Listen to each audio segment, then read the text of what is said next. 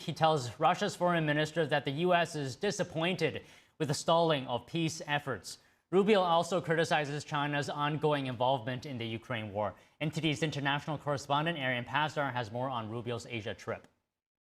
I echoed what the president has said, both disappointment and frustration at the lack of progress. Secretary of State Marco Rubio says he told his Russian counterpart that the U.S. is not happy with Moscow continuing the war in Ukraine. Rubio and Russia's Foreign Minister Sergei Lavrov met on the sidelines of the ASEAN summit in Malaysia on Thursday. But it was a frank conversation. It was an important one. Look, the president's been pretty clear. He's disappointed and frustrated that there's not been more flexibility on the Russian side to bring about an end to this conflict. Rubio added that him and Lavrov did share some ideas and comments, which can be built on, he says.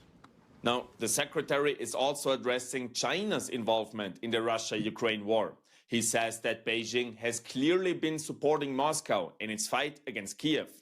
Rubio was asked if he's considering meeting with his Chinese counterpart while in Asia this week. Here's what he said. Maybe we'll meet, and obviously we'll talk about it. I think, the Chinese clearly have been supportive of the Russian effort, and I think that generally they've been willing to help them as much as they can without getting caught. Also during the ASEAN summit on Thursday, Russia's Lavrov met with China's foreign minister. The two sides praised what they called the development of political dialogue and practical cooperation. This comes just one day after Ukraine said it detained two suspected Chinese spies, a father and a son. They're accused of trying to transfer classified documents on a key Ukrainian missile system to China. Kiev is also set to sanction 5 companies in China.